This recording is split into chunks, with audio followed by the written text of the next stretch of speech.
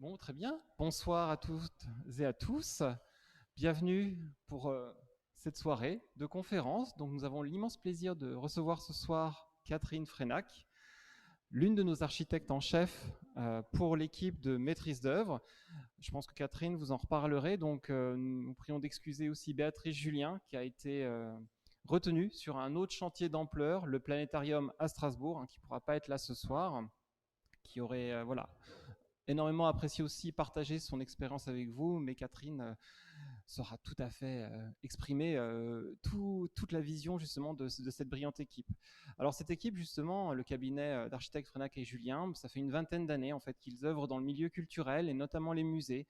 On les retrouve sur beaucoup de réalisations, le musée de la Picardie, le musée de Chambéry, euh, Le Familistère de le Familistère Guise. de Guise, beaucoup de Mm. choses, mais je pense que vous en reparlerez aussi. Donc, et alors, ce que je voulais surtout insister sur ce projet, donc en rejoignant ce projet pour le projet de réhabilitation du Château Perrier, donc en 2018, j'ai découvert en fait plein de métiers au contact de Catherine et de son équipe. Je pense qu'elle en reparlera aussi. Et c'est vrai que beaucoup de personnes de son équipe, c'était au fil des mois, ce sont devenus des véritables collègues de travail. Je pense à Anna, je pense à Sylvain Lestume. On s'appelait pratiquement tous les jours, toutes les semaines. Donc pour travailler ensemble sur ce projet, c'était extrêmement enrichissant d'un point de vue personnel et professionnel de croiser ces regards. On est chacun avec nos spécialités et j'ai énormément appris. Donc merci Catherine. Ce que j'apprécie aussi énormément chez vous, c'est votre souci du détail. C'était toujours impressionnant de voir quand on travaillait sur les plans, parce qu'au début on travaillait sur plan, tout était pris en compte, tout était pris en question et non, c'était très enrichissant. Donc merci à vous. Donc je vais vous laisser la parole donc pour nous présenter ce projet de réhabilitation avec votre regard, avec ses enjeux et je vous retrouve tout à l'heure et on se retrouve tous dans une petite heure donc pour une séance de questions-réponses. Merci, bonne conférence. Bien. Déjà, Jonathan a dit un certain nombre de choses, mais ça me permet d'introduire donc ce projet du Château Perrier qu'on a intitulé des récits multiples. C'est vrai que c'est un site multiple, ce sont des histoires multiples, et donc c'est comme ça qu'on l'a envisagé dès le démarrage des études, c'est-à-dire au concours, parce que c'est vrai que c'était un concours d'architecture. On était 3 architectes retenus, donc notre équipe, l'équipe de Jean-Michel Villemotte et l'équipe de W Architecture. Donc des gens qui œuvrent aussi dans le domaine culturel et qui ont des réalisations tout à fait intéressantes. C'est moi qui passe les diapos, voilà. Donc, voilà, donc Jonathan parlait de l'équipe, c'est vrai que c'est un point important parce que on est, je dirais, à la fois chef d'orchestre et cheville ouvrière. C'est-à-dire qu'on ne dirige pas une équipe, on prend part absolument pleinement à la définition de tout l'ensemble. On était associés pour ce projet à un architecte des monuments historiques parce que vous n'êtes pas sans savoir que ici on est dans un monument qui est un monument classé et donc tout le clos est couvert, c'est-à-dire tout l'extérieur du château et la restauration des décors, par exemple du parquet, les décors classés étaient sous la réflexion et la maîtrise d'œuvre de l'architecte des monuments historiques. Par contre, tout le reste, toute l'organisation, toutes les séquences muséographiques et ce qui n'était pas classé, par exemple dans les étages ou dans les combles ou sur le pavillon d'accueil ou sur le pavillon Est, était de notre ressort. Donc, il fallait absolument travailler ensemble. Une équipe, c'est fragile, donc c'est très important d'être soudé. Donc, on avait aussi des paysagistes qui est Atelier Jour, avec qui on a travaillé beaucoup aussi sur d'autres projets, des éclairagistes, 8-18, qui ont fait un travail formidable et qui ont invité donc ce maître verrier dont vous avez vu beaucoup de réalisations sur le projet, qui est Olivier Juteau, ces verres soufflés. D'ailleurs, à l'occasion, allez voir son atelier, c'est un endroit magnifique. C'est à la limite de la Normandie, à l'ouest de Paris, et c'est vrai qu'il reçoit très facilement et que c'est très intéressant de voir tous ces travaux en cours. Alors après, en graphisme, On avait donc Terra Création, donc c'est vrai que c'est des partenaires, Florence et Valérie sont des partenaires de très très longue date pour nous. Et bon, quand on visite le musée, on voit à quel point tout ce qui est support texte, tout ce qui est définition, cartel, carte, panneaux, orientation est important dans ce lieu qui quand même a une très grande complexité. Les maquettes et les facsimilés, donc Sylvain Lestume, qui est un architecte qui travaille avec nous, mais qui aussi travaille à la conception des maquettes. C'est-à-dire quand il y a un bâtiment à faire, c'est lui qui fait les plans pour le maquettiste. Et puis enfin, bon, je dirais une dimension extrêmement technique, hein, mais tout à fait indispensable ici, parce que, comme on va le voir plus tard, on était dans une demeure et on passe dans un lieu public. Et ça, en termes de mutation, ça n'est pas du tout la même chose d'un point de vue réglementaire, mais aussi d'un point de vue structurel. Donc, voilà l'orchestre. J'ajouterai bien sûr Jérôme Agnon qui a coordonné tous les travaux. Et c'est vrai que je ne sais plus le nombre d'entreprises, mais on est quand même, je crois, à environ 25 entreprises qui interviennent à certaines périodes toutes ensemble sur ce château qui est à la fois grand et petit, hein, qui est à la fois très resserré, mais aussi très déployé à l'intérieur, et puis dans les souterrains, dans les jardins, enfin, il y avait du monde partout. C'était une vraie ruche, hein, le chantier. Donc voilà, ça, une interface aussi qui est importante entre l'AMOE, le musée, la maîtrise d'ouvrage. Martine Thomas-Bourgneuf qui nous a beaucoup aidé à certaines phases du projet et qui a travaillé pour les contenus comme interface entre la dimension muséographique et la définition des contenus. Donc, une maîtrise d'ouvrage. Alors, c'est vrai que la ville d'Épernay, ben, Jonathan a beaucoup appris, mais je pense que Delphine Nou, Frédéric Girardin, Sébastien Orzinski, Nadine Jacquino et Marie-Charlotte Giraud se sont immergés dans le projet et ont aussi compris beaucoup, beaucoup de choses. Et c'était passionnant parce que c'est vrai que c'était à la fois pédagogique, mais pédagogique actif. C'est-à-dire qu'il fallait prendre des décisions et qu'en même temps on apprenait. Mais on apprenait tous hein, de ce lieu complexe. Ensuite, Laure, bien sûr, qui est présente ici et qui nous a guidés dans toute la partie travaux, phase des travaux, et Gaël Gauthier qui nous a quittés donc à l'été 2019. Et puis, bien sûr, toute l'équipe du musée, Nicolas sur le soclage, Jonathan sur les aspects de maquette, enfin, tout était réparti pour que justement un dialogue s'établisse entre le musée et puis l'équipe des architectes et des muséographes. Voilà, ah, c'est moi qui passe. Bon, donc je dirais que pour le concours de 2016, nous qui répondons souvent à des concours de ce type, puisqu'on ne travaille que par concours, il y avait des besoins exprimés qui étaient relativement classiques. Hein. Ce qui n'était pas classique, c'était le site, et puis aussi un atout qui était un atout très important, c'est le fait que la ville et les musées avaient eu la bonne idée de construire des réserves avant de s'attaquer au château Perrier. Et c'est vrai qu'on aurait eu un château occupé par des collections, ça aurait rendu les choses impossibles.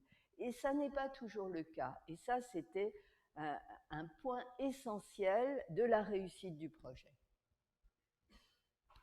Voilà, donc bon, c'est vrai que dans notre manière d'aborder ces problématiques, on a ah, je crois que j'ai loupé il manque une, ah voilà, les sources. Hein. Les sources, c'est nos sources d'inspiration. Comment est-ce qu'on aborde ces questions de projets de musée dans un monument historique, dans un site existant? Donc il y a deux choses qui nous paraissent importantes. D'une part, il y a une question de résonance. C'est peut-être un peu tôt pour en parler, mais on entre dans une histoire qui est déjà faite.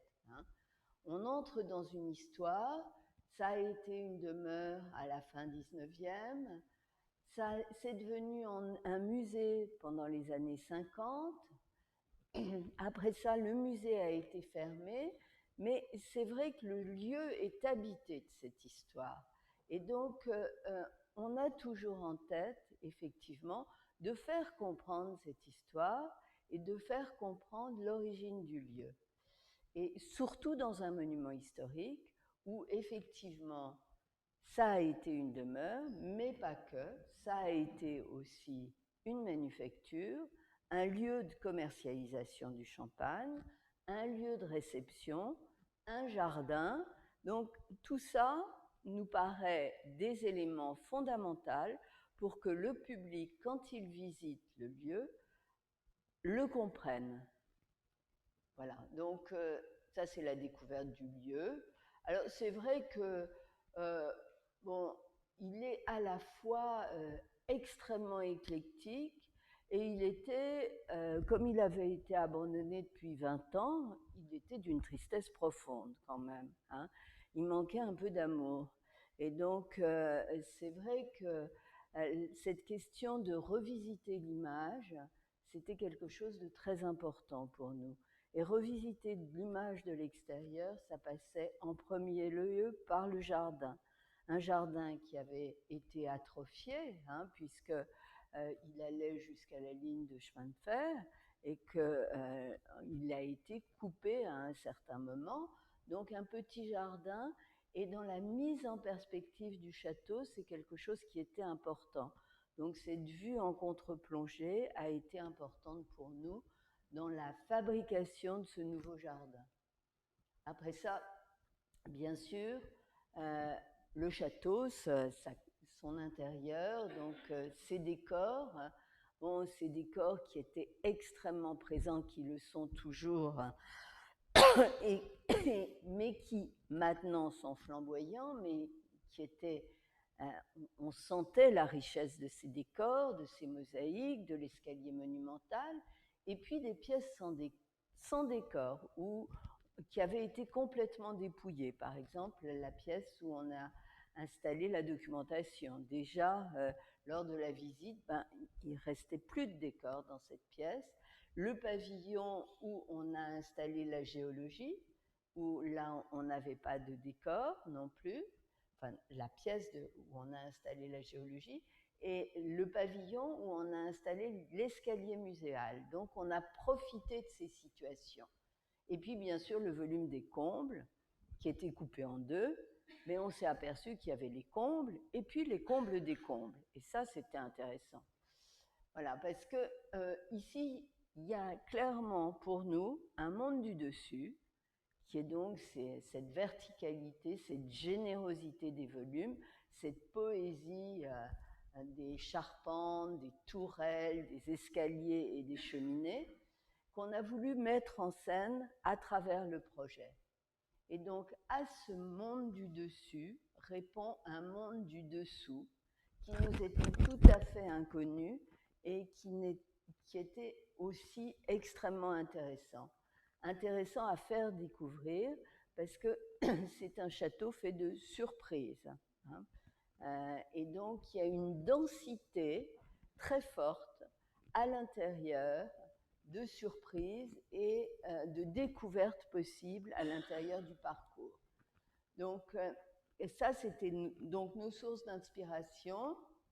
On a donc, je dirais, ça c'est nos data, mais ça a peu d'importance finalement ici. On pourra y revenir dans les questions si vous voulez. Et sur cette base, on a pris un certain nombre d'orientations par rapport au projet. Donc, donc il y a 8 points importants que je vais vous exposer et qui nous ont permis de repenser le lieu.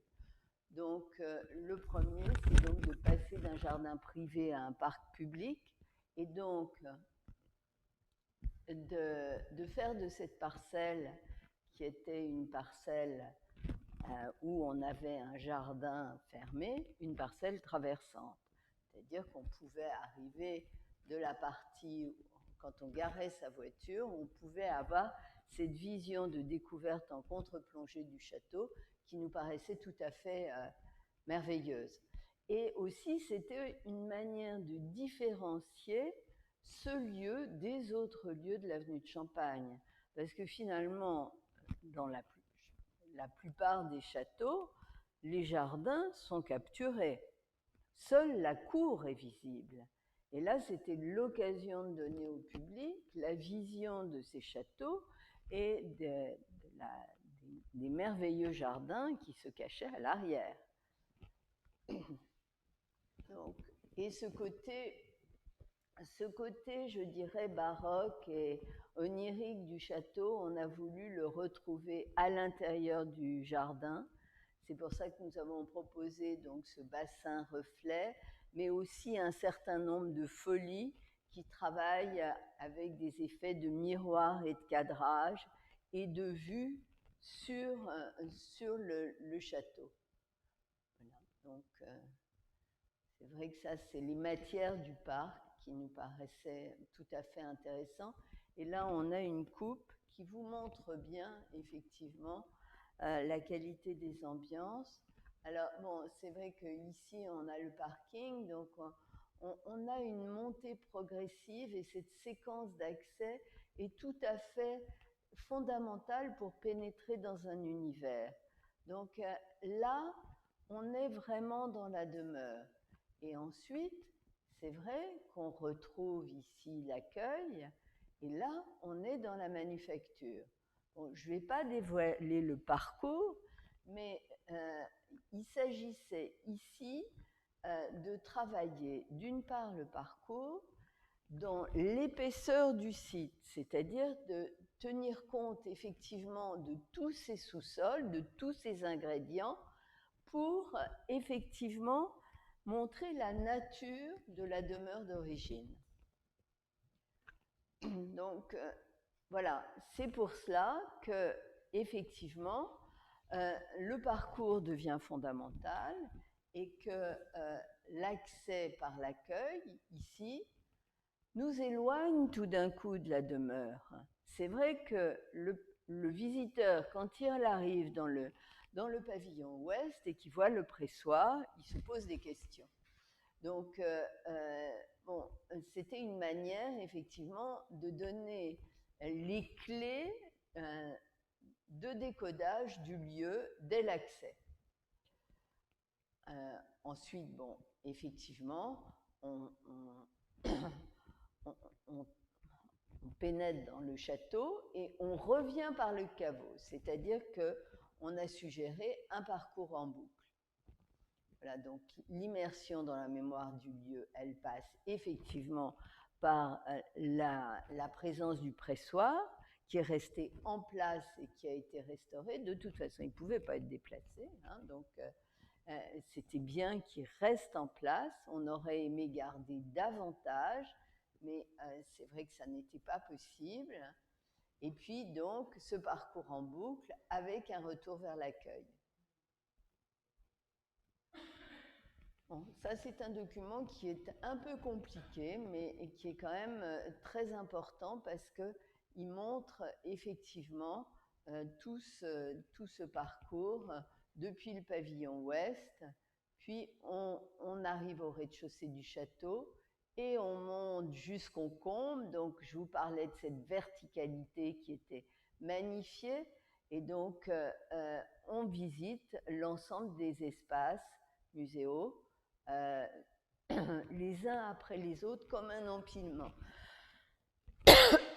Et donc ce qui nous semble, ce qui était absolument indispensable à la mise en place de ce parcours, c'est d'avoir une circulation verticale toute hauteur du caveau au comble.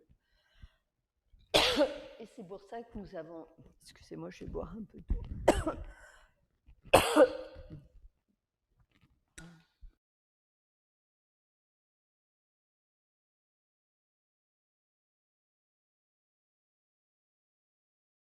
avons mis en place donc cet escalier qui est logé dans un des pavillons sans décor et qui était une prouesse architecturale à la fois technique mais aussi esthétique, parce qu'il s'adossait, alors je ne sais pas, il s'adossait donc à l'escalier suspendu, et donc il y avait, c'était comme deux faux jumeaux, vous voyez, et donc l'escalier suspendu, qui est un espace extraordinaire du musée, donnait la mesure de la qualité à avoir pour ce nouvel escalier. Donc cet escalier, qui est l'escalier muséal qu'on voit ici et qui descend jusqu'au caveau, a été doublé d'une circulation mécanisée, ce qui permettait effectivement d'assurer l'accessibilité. Et on voit donc bien ce monde du dessus avec l'ensemble des cheminées, et on a fait ici une sorte de fausse cheminée dans lequel on a logé encore un autre escalier. Donc ça a été vraiment une thématique architecturale pour nous, de recréer et de renforcer ces verticalités. Alors, autre question qui était une des orientations majeures et qui était très importante pour obtenir un circuit clair, c'est d'arriver à irriguer le parcours muséographique et que chacune des thématiques soit distribuée par un niveau, c'est-à-dire que ce niveau-là puisse être identifié comme niveau de la géologie, que le premier niveau ici, qui est distribué toujours par l'escalier muséal, puisse être identifié comme le niveau du Champagne, et que les combles et les combles des combles avec cette grande nef centrale soient réservés à l'archéologie.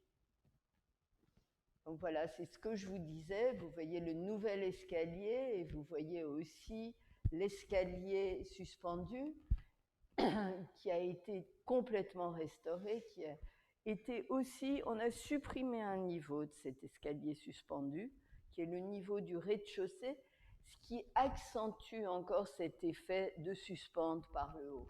Et donc l'escalier muséal, qui lui est totalement en béton, hein, c'est un très beau béton architectonique, c'est une prouesse de l'entreprise Beck, hein, mais c'est vrai qu'il a été calculé au millimètre et il a fait l'objet de beaucoup d'études. Voilà, donc toujours ce monde des charpentes, et là les charpentes au-dessus de l'escalier muséal, et ce petit escalier qu'on a créé comme escalier de secours du côté est. Voilà, donc ça c'est donc les plans muséographiques. Donc c'est vrai qu'on a des questions liées à l'architecture, on a des questions liées au décor, et au décor et aux collections, parce que finalement les collections prennent place dans cet intérieur qui est déjà très riche. Donc il était très important de pouvoir ajuster les grandes séquences du récit aux grandes séquences spatiales. C'est-à-dire que, par exemple, ici, l'introduction, elle est dans un système, dans une séquence de début de parcours, donc elle est bien identifiée.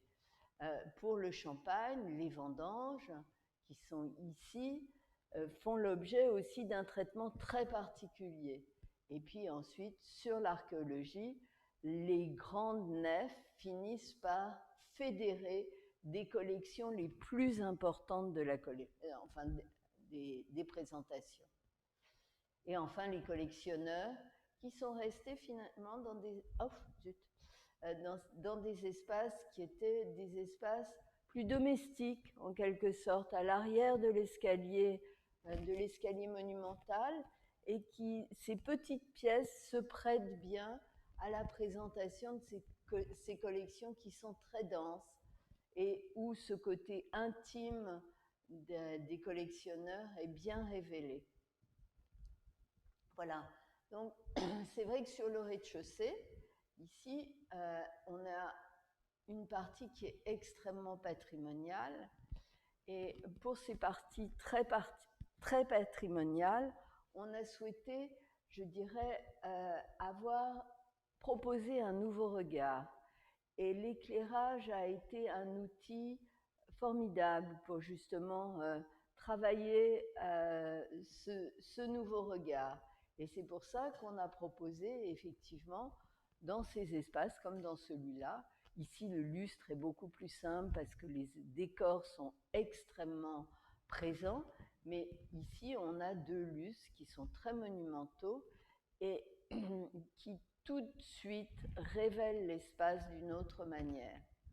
Ensuite, c'est vrai que la seule pièce qui soit une pièce muséographique et qui est une séquence très importante parce qu'elle est fondatrice des présentations muséographiques, c'est celle de la géologie, donc la craie, hein, avec ce carottage qui a été fait dans la région pour effectivement mettre en scène ces périodes anciennes. Et puis donc l'escalier suspendu auquel est adossé l'escalier muséal.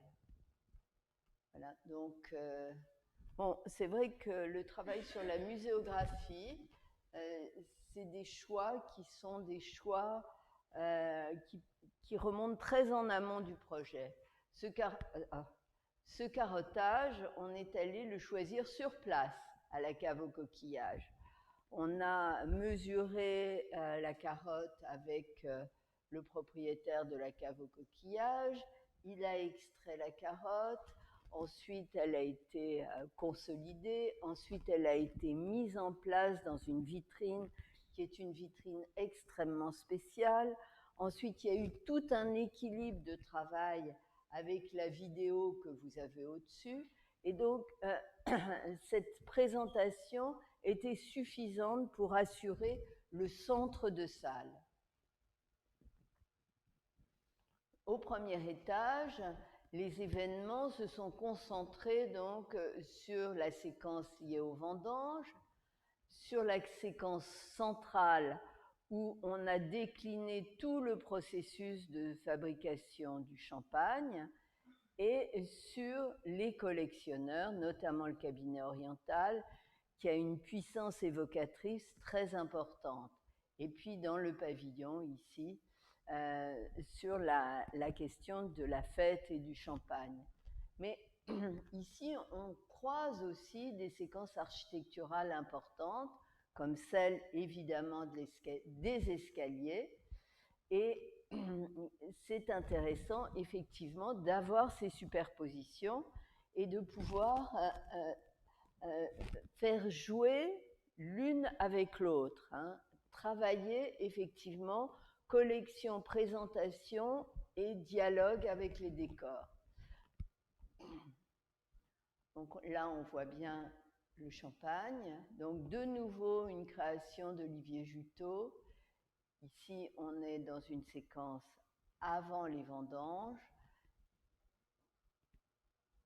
Et enfin, le dernier niveau, où effectivement toute la nef centrale est spatialement un événement majeur et qui abrite les collections du néolithique et notamment ce grand relevé d'hypogée qui est manifesté au sol et avec en pourtour la présentation des hypogées.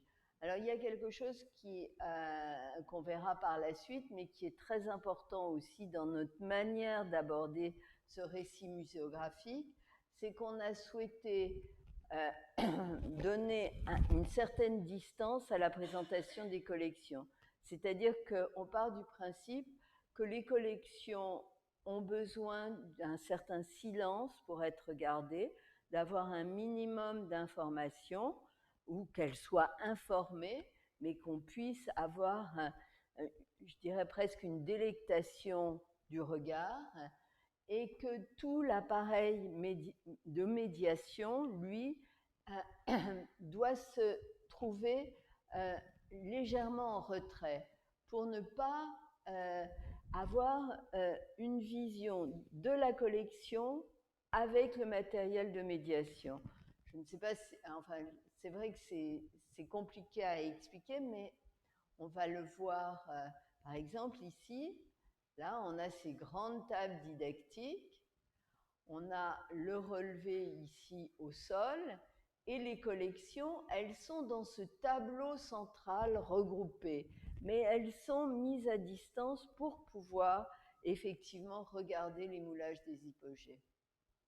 Donc là, c'est vrai que les dimensions, quand on regarde le château de l'extérieur, on a presque 9 mètres jusqu'au faîtage du toit, et c'est vertigineux.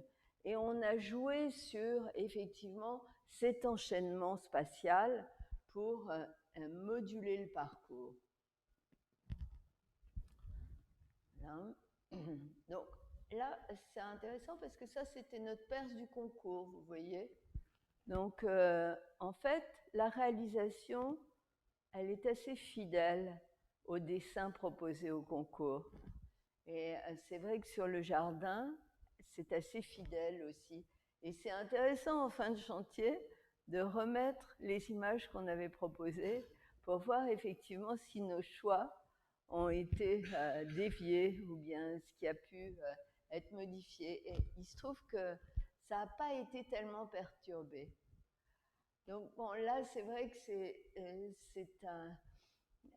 Il faut dire un mot de la collection et de son extrême abondance. C'est vrai que 2500 pièces à exposer, quand on a découvert le programme muséographique, on a eu un choc. C'est vrai que, bon, c'est pas un accrochage de tableau, hein, le musée d'Épernay. Hein. C'est tout à fait un autre travail. Hein. C'est-à-dire qu'il y a un travail immense de la part de la conservation et il y a un travail immense de tous les gens qui ont travaillé à la muséographie. Parce que arriver à, je dirais, exposer 2500 pièces de 4 collections différentes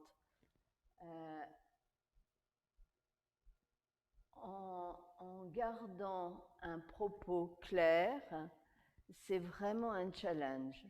Donc, bon, c'est vrai qu'on a essayé de remettre à plat les choses et donc justement d'opérer un certain nombre de classements pour retrouver la juste place de chaque thématique. Hein, et vraiment faire lire cet enchaînement.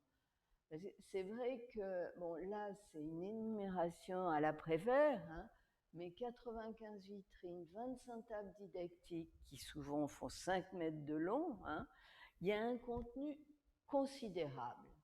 Voilà. Et bon, du coup, ça fabrique quelque chose de très vivant. Hein. On est au final très satisfait du résultat. Mais bon, ça pouvait finir dans un désordre inouï aussi. Donc, ça a été une de nos peurs au départ.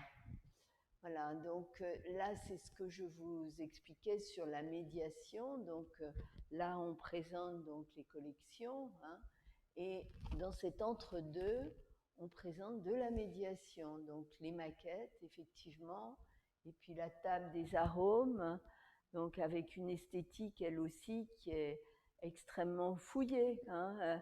En même temps, il faut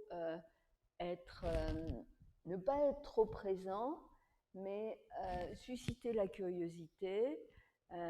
C'est un vrai travail que de faire des outils de médiation et des maquettes. Voilà les maquettes. Donc les maquettes font collection, hein, c'est-à-dire qu'on a toute une série de maquettes qui sont finalement de la même veine, hein, sur l'archéologie. Hein. Et puis on a d'autres maquettes sur le Champagne qui sont tout à fait intéressantes aussi.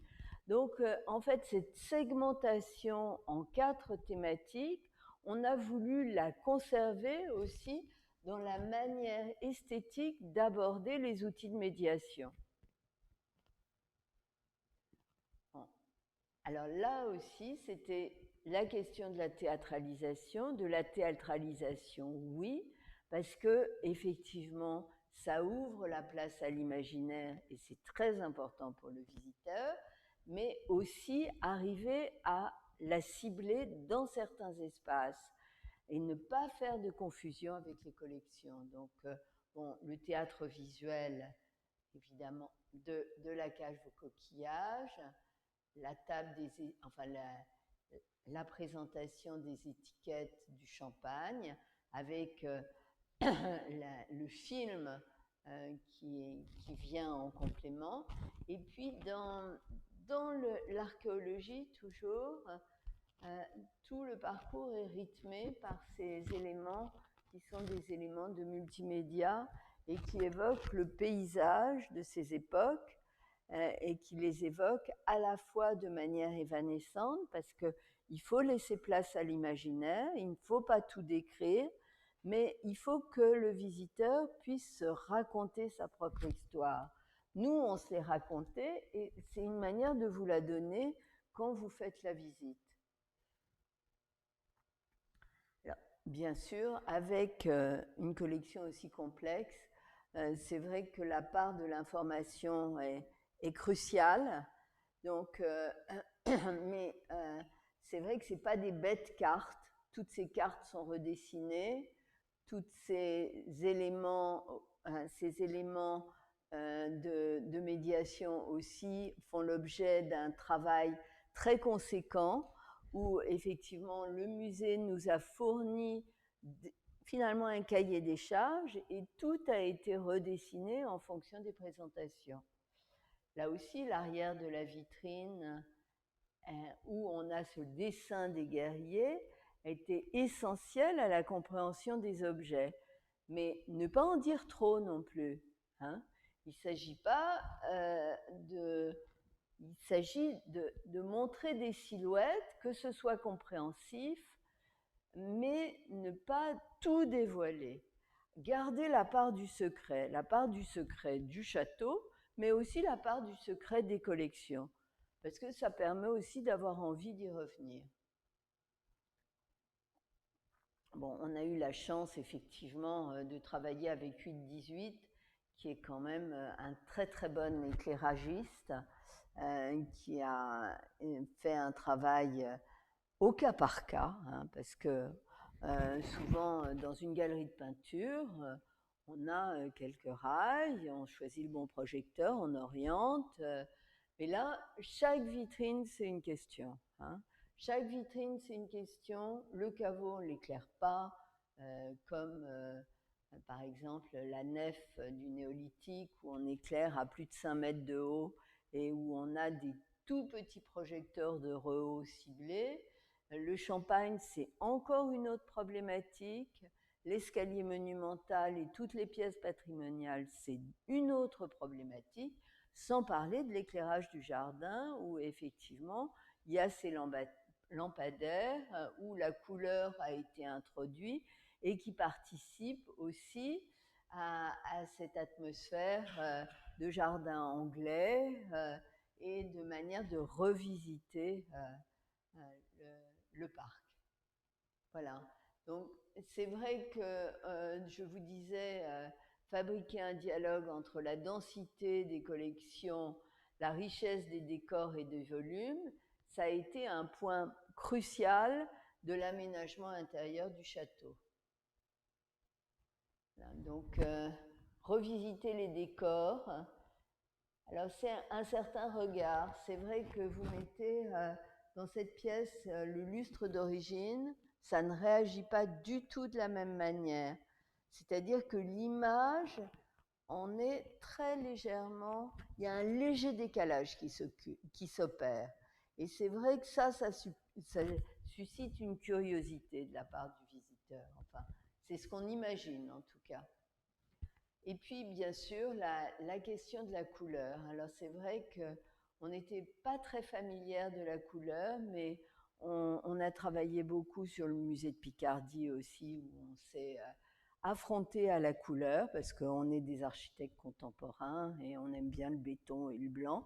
Mais là, il a bien fallu qu'on comprenne comment ça marche, la couleur. Donc, bon, on a fait des études, bien sûr, donc ça, c'est ce qui a été donné aux peintres, vous voyez. Donc, bon courage. Et puis ça, c'est le peintre à qui on a demandé beaucoup d'essais, c'est-à-dire que on ne peut pas faire 2 essais et dire, ben oui, ce petit verre, il est bien, vous me l'éclaircissez un peu et puis ça ira. Non, on va refaire la semaine suivante encore 5 essais et la semaine suivante encore 10 essais. Et c'est vrai que, bon, les entreprises aussi ont été courageuses parce que l'exigence d'un lieu comme celui-là est tout à fait exceptionnelle. Et donc, on n'est pas confronté à ce genre de situation en général.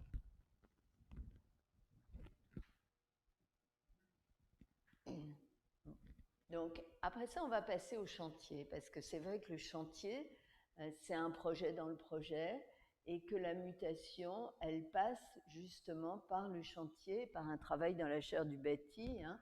C'est ce que je dis là. Et là, on a une vue des ateliers pédagogiques qui sont en balcon sur le pressoir. C'était aussi une position qu'on a défendue au concours et qui finalement marche très bien actuellement.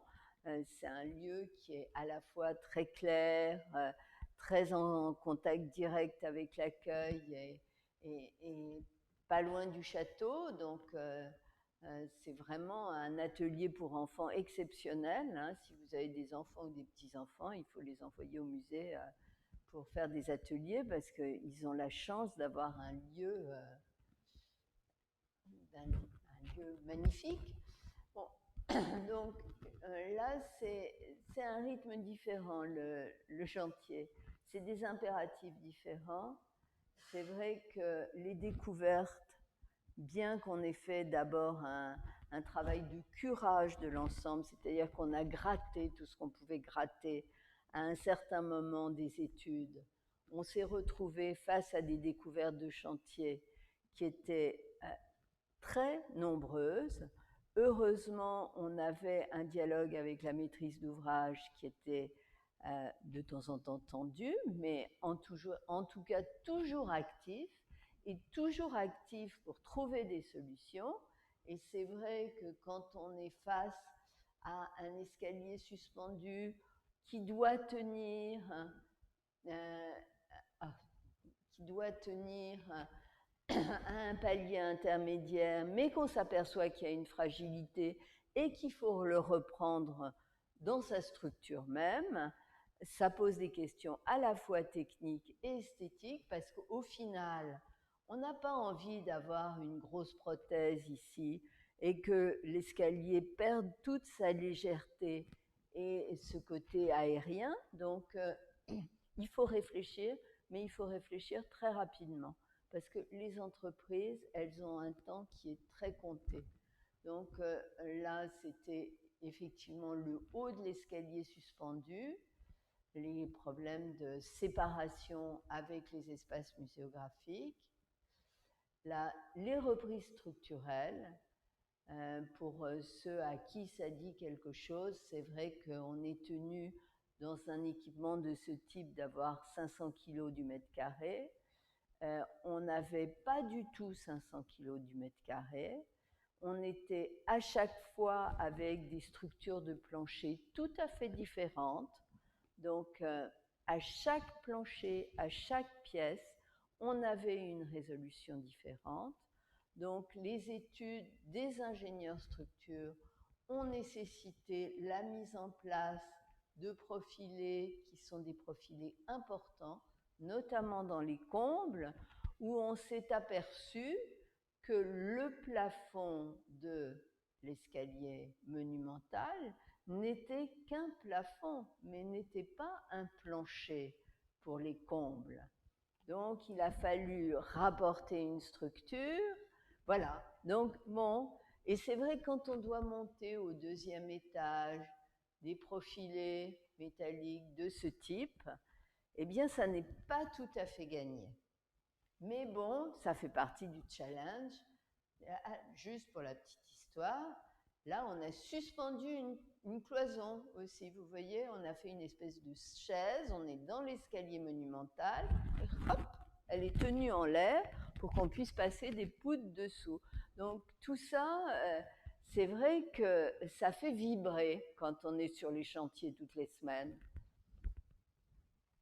Voilà, ça c'est l'escalier muséal, donc le pavillon qui a été totalement vidé du caveau jusqu'au comble, hein, on voit le ciel là-haut, et donc qui a été repris en infrastructure depuis le caveau avec un escalier coulé en place en béton blanc. Voilà, parce qu'il ne s'agissait pas de faire un vilain béton gris et de l'habiller. On voulait un béton blanc, on voulait une sous-face lisse et on voulait effectivement ce ruban qui se déroule jusque dans les airs, comme on l'a sur l'escalier historique. Voilà, l'intégration des fluides. On parlait du climat avec Laure tout à l'heure. Bon, c'est vrai que c'est des collections qui sont foisonnantes, importantes, précieuses, mais aussi très fragiles. Donc, pour lesquelles on doit un climat qui est un climat très ajusté. Et donc, on a un tas de gaines. Dans un musée, il y a toujours ce que vous voyez et ce que vous ne voyez pas. Donc, au-dessus du plafond, il y a beaucoup de choses qui se passent. Le monde est très vivant. Il y a un dessus et un dessous aussi. Le dessous, c'est ce que vous voyez, mais le dessus fourmille. Et donc là, on est dans les espaces du Champagne. Et puis, on a ces grappes. Celle-là, elle est toute petite, mais on avait des grappes de fils parce que toutes les vitrines sont alimentées en électricité et donc chacune doit être raccordée. Et donc, à un moment, on arrive, mais avec des trucs mais énormes aussi. Et bon, tout ça fait l'objet aussi d'études de synthèse qui sont assez complexes, mais si elles sont bien faites, résolvent beaucoup de choses. Là, les pavillons. La charpente était merveilleuse. Merveilleuse. Les photos de la charpente du pavillon. Je ne sais pas s'il y en a dans l'exposition, mais c'est vrai que cette charpente à double nef, quand il n'y avait plus la couverture, ça faisait vraiment arête de poisson et c'était magnifique. Voilà, donc 25 entreprises quand même. Hein, donc 25 entreprises, 6 entreprises monuments historiques. C'est un monde particulier, les entreprises des monuments historiques. Le dialogue n'est pas le même. Il est tout à fait intéressant. Bon, c'était bien d'avoir cette mixité des entreprises, parce que c'est des mondes qui se croisent, hein, entre la maîtrise d'ouvrage, la maîtrise d'œuvre, mais aussi le monde des entreprises, entre le maçon qui fait de la pierre de taille et celui qui fournit les appareils élévateurs de chez Schindler. Eh ben, c'est pas les mêmes gens, hein. C'est pas la même approche des travaux, mais il faut à tous les deux leur faire comprendre qu'ils sont dans un monument, qu'il y a des exigences de projet et que c'est jusque-là qu'on veut arriver.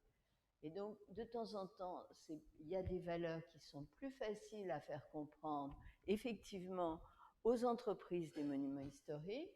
Et puis, de temps en temps, ben, c'est vrai qu'il y a aussi des choses qui sont plus immédiates, je dirais, avec les entreprises qui sont non monuments historiques. Et bon, effectivement, dans ces entreprises, il y a des gens qui ont fait énormément. Par exemple, Ferronnerie Mazingue, ils ont restauré toute la grille sur l'avenue de Champagne. C'est des excellents serruriers. Ils ont repris aussi le garde-corps de l'escalier suspendu. Beck, c'est effectivement une entreprise qui est très locale, mais qui a un savoir-faire en termes de béton. Le béton de l'escalier muséal, c'est Beck qui l'a fait. Les ateliers de Reims, ils ont fait toutes les menuiseries. Donc, il y a eu un engagement qui a un engagement phénoménal de ces gens-là, parce que c'est vrai qu'on les pousse dans leur retranchement. Je vous parlais du petit peintre avec les 55 échantillons, mais c'est vrai pour chacun de ces types de travaux. Tous ont été extrêmement sollicités. Bon, et sur les entreprises muséographiques, bon, il y a des incontournables. Les vitrines ont été faites par des spécialistes de la vitrine qui travaillent dans, je dirais, dans tous les musées du monde, hein, qui sont ces Belges, il y a un Belge, un Italien, un Allemand, et il y a peu d'entreprises en France qui ont ce savoir-faire, peu ou pas, en tout cas à ce niveau technologique, parce que vous verrez, le niveau technologique des vitrines est quand même très, très poussé. Hein. C'est quand même de la serrurerie, c'est de l'horlogerie, ces vitrines. Hein. Et donc, l'autre entreprise qui a travaillé sur les mobiliers muséographiques, c'est une entreprise locale et qui a fait toutes ces grandes tables didactiques. Et bon, qui a eu, elle aussi, un très fort engagement sur le projet. Puis c'est vrai qu'on découvre des métiers, hein, le soclage. Donc le soclage, c'est la personne qui va accrocher le petit objet sur une griffe et sur le fond de la vitrine. Mais c'est vrai que quand on n'a pas travaillé sur des musées, un socleur, ça n'a pas de réalité. Mais c'est très important quand on en a 2500 à socler. Par exemple, la corne de mammouth, hein, ça a été une expérience, n'est-ce pas, alors? Donc, voilà, le compagnon de visite. Bon, voilà, ça c'est notre image de fin. Et puis, je vous ai proposé quelques références pour vous emmener ailleurs aussi. Donc, ça c'est le musée d'Amiens, que peut-être certains connaissent d'entre vous, où on a réalisé la restructuration de l'ensemble et où on a construit cette grande extension et où on a réaccroché l'ensemble de la collection de peinture.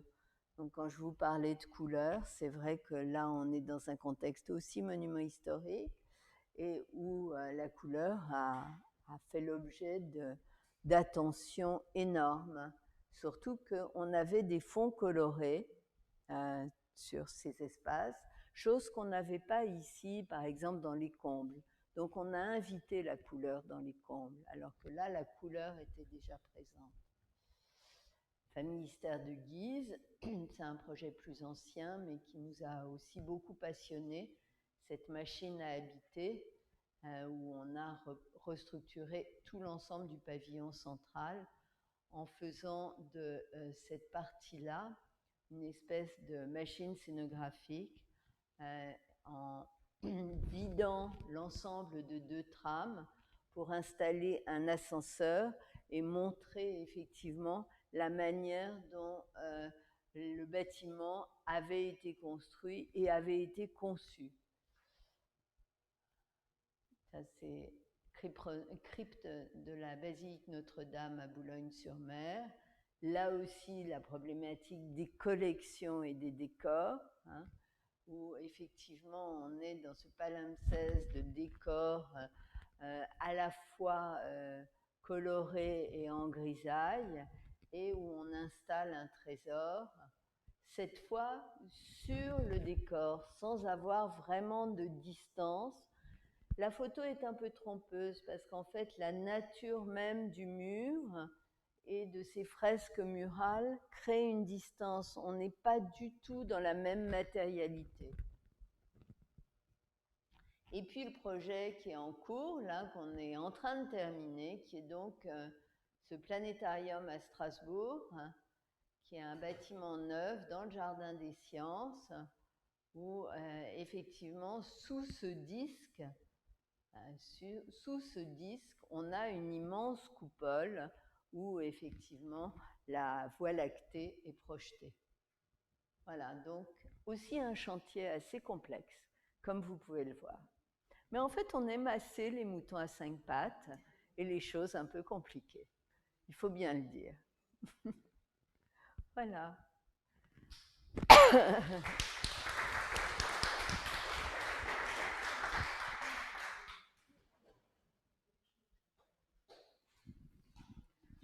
Merci beaucoup, Catherine. J'ai redécouvert certaines photos que je ne connaissais pas, donc sur des Ah oui, détails, on sur en a certaines plein. reprises de structure, c'est très impressionnant. Ah oui, oui, oui, ça c'est vrai que Ouais. c'est un monde. Il En faut qu'on termes de, fasse un tri des photos. en termes de défis, ben, peut-être avant de vous passer la parole, je voudrais revenir, vous savez, vous parlez de reprise de structure. Vous pouvez nous parler de la reprise de structure de la salle géologie, justement, pour installer ce fond marin, quoi. Ah oui, oui, oui, c'était sur la voûte, effectivement, parce que en fait, si vous voulez, les salles du sous-sol sont des salles voûtées, et on s'est aperçu que la voûte qui était sous la vitrine, le cylindre de la cave au coquillage, était une voûte qui avait environ, alors de mémoire, hein, vous me ferez grâce des centimètres, mais bon, on avait une voûte d'environ 13 à 15 centimètres. Et donc, on a dû recréer un plancher avec un renfort central pour pouvoir accueillir la vitrine. Et c'est vrai, vous avez raison, Jonathan, mais c'est vrai pour toutes les vitrines.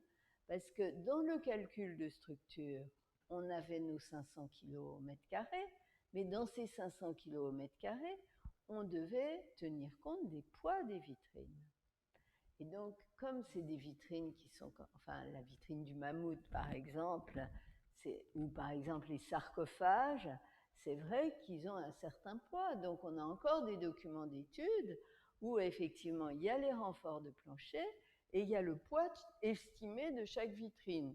Bon, on ne s'est pas trompé, hein. Donc, bon, dans la répartition, c'est bon. Mais bon, de toute façon, il y a un bureau de contrôle qui était très pointilleux. Mais toutes ces questions de structure, elles viennent s'ajouter, je dirais, à la complexité des présentations. Parce que l'un ne va pas sans l'autre. Quand vous jugez un concours d'architecture et que vous avez une belle image, demandez-vous quelle est la réalité de cette belle image. Est-ce qu'effectivement, elle est possible, tout simplement? Et c'est vrai, ce n'est qu'en anticipant des données techniques qu'on peut rendre crédible une esthétique. Enfin, en tout cas en architecture. Merci. Des questions? Je ne sais pas si je me suis mis beaucoup devant votre... Merci Catherine. C'est vrai que c'est émouvant de revoir à travers votre regard et votre lecture tous ces souvenirs, ce qu'on a pu vivre sur ce chantier. J'avais deux questions. Oui. Une question au sujet de quand vous avez préparé le concours pour candidater. Est-ce qu'à un moment, avec Béatrice, vous avez envisagé une extension contemporaine ou un geste architectural qui aurait pu répondre à ce monument historique? C'est la première question. Ce qui est le cas dans certains autres projets, je pense à Amiens notamment. Voilà. Et la deuxième question qui me permet de parler de quelqu'un sur lequel j'ai beaucoup travaillé, donc Jean-Georges Rivière, grand conservateur et muséographe qui est intervenu notamment dans ce musée dans les années 50. Je voulais savoir si, moi je le lis comme ça, mais c'est peut-être parce que je suis un peu trop focalisée sur Jean-Georges Rivière, si la vitrine des mercenaires celtes pourrait être un petit clin d'œil à la façon de présenter les objets en situation par Jean-Georges Rivière, où il y a ce lien avec l'humain, puisque donc vous, c'est à travers ces squelettes qui sont, mais c'est juste une évocation, comme vous l'avez dit, ça reste léger. Chez GHR, c'était des mannequins habillés, mais on n'avait pas le visage, donc ça restait aussi des silhouettes. Voilà, savoir si c'est peut-être moi, c'est peut-être le fruit de mon imagination, mais voilà. Merci. La première question, c'était quoi? C'est éventuellement une extension ou un geste architectural pour apporter cette... Alors, la première question, en fait, ce qui nous a posé le plus de problèmes, on n'a jamais envisagé d'extension neuve. C'est vrai, parce que c'est vrai qu'à Amiens, la problématique était très différente. Il nous manquait 3000 mètres carrés à Amiens. Donc, c'est vrai que 3000 mètres carrés, là, ce qui était très compliqué, c'est cette histoire d'escalier, d'irrigation. Et donc, c'est vrai que on s'est dit en extérieur, on a tourné autour du château et très vite on s'est aperçu que ça ne pouvait pas être une greffe extérieure. Et par contre, on s'est aperçu que sur ce pavillon est ou ouest, est, je crois, est, oui, est, il n'y avait pas de décor. Donc il n'y avait plus de décor en place. Et c'est pour ça qu'on l'a vidé. Et c'est vrai qu'on a eu quelques inquiétudes parce que c'est vrai que de mettre dos à dos deux escaliers comme ça, c'était difficile à envisager. On se disait, il y a une espèce de superposition, mais l'escalier suspendu n'était pas praticable par le public. Il n'y avait pas d'autre escalier dans le secteur, donc c'est ce qui nous a fait choisir cette solution et le doubler d'un ascenseur. Mais on n'a jamais envisagé d'extension neuve. Ouais. Ouais.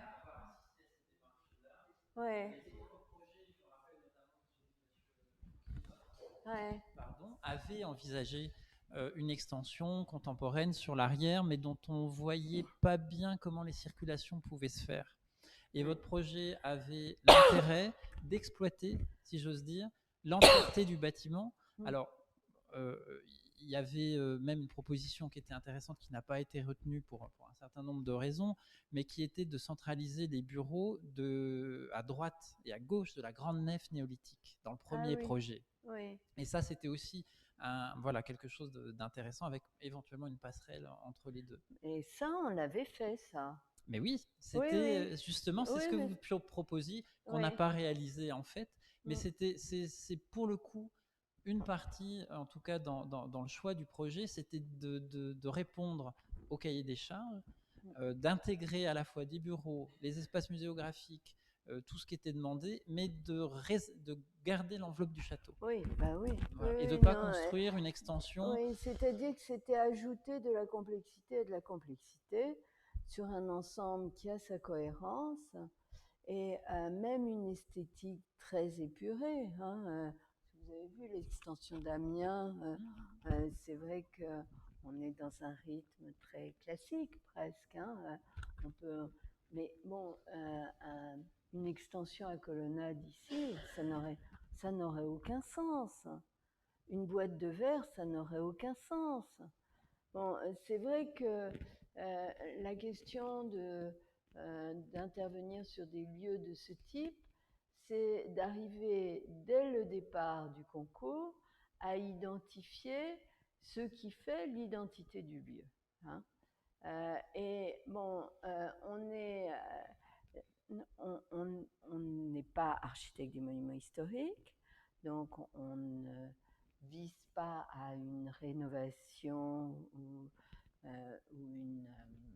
une rénovation stricte d'un édifice, hein, par rapport à...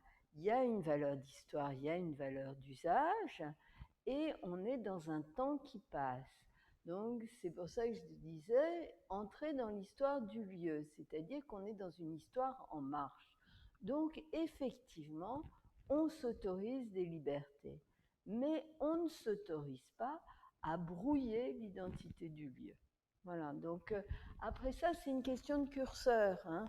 C'est fragile hein, aussi, un édifice comme ça, qui est si complexe et où, bon, c'est vrai que si le comble, c'était notre univers. Hein. Bon, il n'y avait pas de décor, il y avait des volumes absolument féeriques. Hein. Donc, dès la première visite, on s'est dit, on y va. Hein. Et puis après ça, on s'est dit, le champagne ou bien l'archéologie. Et ça a été difficile parce que, bon, l'archéologie au premier, on ne la voyait pas. Hein. Et puis, le champagne, au premier, on ne le voyait pas non plus. Damned. Donc, bon, mais ce qui nous a convaincus, en fait, parce qu'on a beaucoup... moi, je trouve que les dessins des archéologues sont très émouvants, notamment les petits carnets de fouilles. le dessin de l'hypogée, donc cette centralité de la nef avec le néolithique, avec les hypogées qui sont quand même un phénomène absolument unique de la région, hein. On s'est dit, c'est ça qu'il faut jouer. Bon, je ne dirais pas que des musées du Champagne, le Champagne, il est partout ici, hein. Il est bien sûr au Château Perrier, il est bien sûr avenue de Champagne, mais les hypogées, c'est pas très connu quand même, alors que cette histoire des populations, ce qu'elles ont traversé, la grande table des ancêtres aussi, ce second âge du fer qui est si riche, ça nous a paru plus intéressant de le mettre au second étage que d'adopter le second pour le Champagne. Et puis, c'est vrai que la géologie a été tellement fondatrice par rapport au Champagne et aux hypogées qu'elle devait être introductive. Voilà, c'est un peu l'analyse qu'on a fait des choses. Et c'est vrai que par rapport à votre question, Laure, sur Georges-Henri Rivière, et qui est plus complexe, c'est vrai qu'on n'a pas pensé au moment de la tombe, c'est pas une tombe, je ne sais pas si c'est des objets de tombe, enfin, en tout cas de ces silhouettes à Georges-Henri Rivière, on a pensé effectivement à donner les outils de compréhension, mais par contre, là où on y pense, c'est pas face à l'objet, c'est face à la compréhension du lieu et à l'enchaînement des séquences. Et là, je trouve que son enseignement est très riche. Vous voyez ce que je veux dire?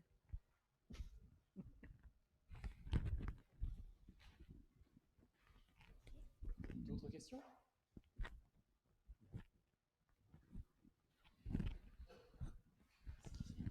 Trouve votre réalisation, madame, c'est magnifique.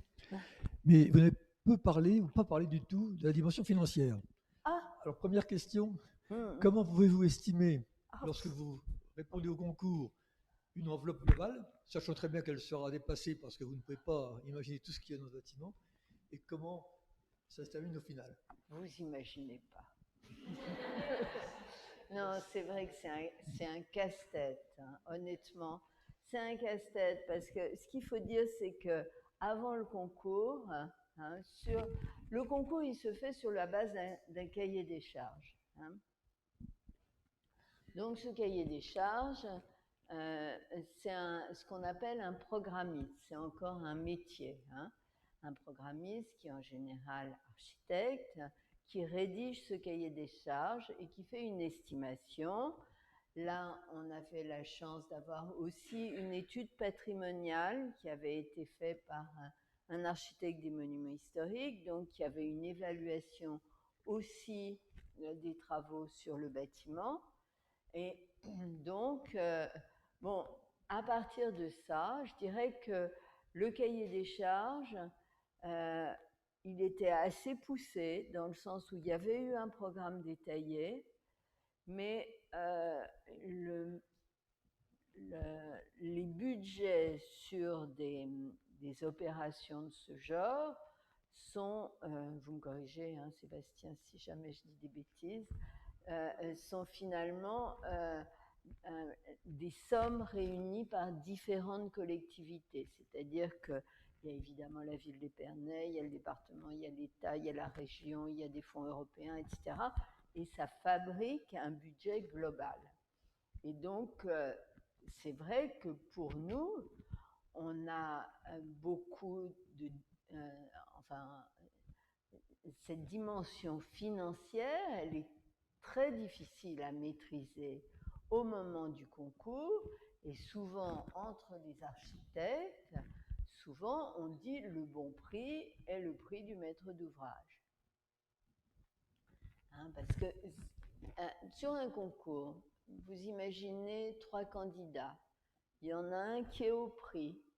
Hein, il y en a un qui est à 2 millions de plus que le prix.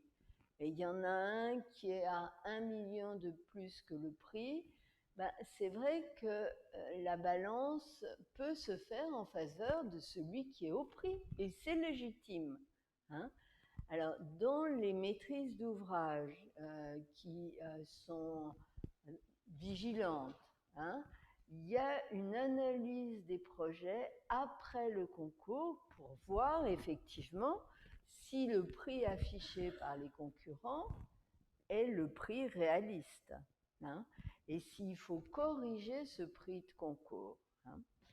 Bon, donc après ça, on signe un contrat, hein, on s'engage sur un prix. Hein, et on essaye de rester dedans. Et effectivement, s'il y a des dépassements, soit ils sont justifiés parce qu'il y a des demandes supplémentaires, soit on nous demande de retravailler, des choses qu'on fait, puisque c'est notre engagement. Et puis après ça, il y a toute la problématique, et notamment sur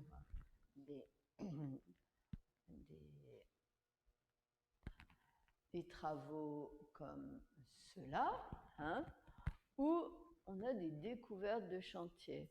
Et donc, les découvertes de chantier, c'est vrai qu'il faut que la collectivité y participe, parce que ce n'est pas notre fait.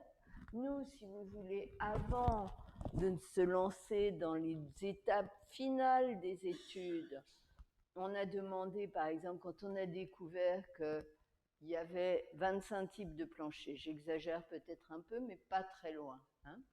On a dit, mais on a besoin de sondage, on ne peut pas s'engager. On ne peut pas rendre ce qu'on appelle un DCE, c'est-à-dire un dossier de consultation des entreprises, avec un à peu près. Ça n'est pas possible. On va dans le mur. Surtout que, bon, si vous voulez, ça peut remettre en cause la faisabilité de certains dispositifs. Jonathan parlait effectivement de la colonne de la cave au coquillage. Bon, personne n'a envie qu'elle perce la voûte, hein. C'est pas le sujet. Hein. Donc 900 kilos en charge ponctuelle, c'était 900, hein, je crois, l'extrait de sol. Hein. En charge ponctuelle. Oui, mais avec la vitrine. Ah oui. Donc, bon, c'est vrai qu'une tonne 4 sur, 2 mètres carrés, hein, bon, c'est, voilà, il faut pas se tromper. Et donc, bon, ces questions d'aléas financiers, ça peut mener à c'est d'une grande complexité. C'est d'une grande complexité pour les maîtrises d'ouvrage et aussi pour les architectes, parce que on ne fait pas de miracles. Hein, parce que de temps en temps, on nous demande de faire des miracles aussi. Mais bon, et en période de Covid, bon, voilà, il y a les aléas Covid. Et puis après ça, vous avez entendu parler, comme nous tous, de la hausse des matières premières. Donc, bon, on jongle avec ces curseurs pour rester au plus près de l'enveloppe. Mais en tout cas, nous, hein, tous les projets comme on a fait, bon, vous pouvez à l'occasion regarder notre site, hein, on a toujours travaillé dans l'économie de moyens. Mouton à 5 pattes et économie de moyens. Donc, bon, c'est vrai que le faste du Château Perrier, on l'a travaillé aussi dans ce sens-là, parce que c'est effectivement dans notre déontologie, c'est de l'argent public. Alors peut-être effectivement on s'est permis d'inviter un maître verrier, mais parce que c'est en résonance avec le site. Vous voyez, il y a une question de dosage, voilà. Alors, je ne sais pas si j'ai répondu suffisamment précisément à votre question. Si, c'était très clair. Est-ce qu'on a encore un peu de temps pour une dernière petite question?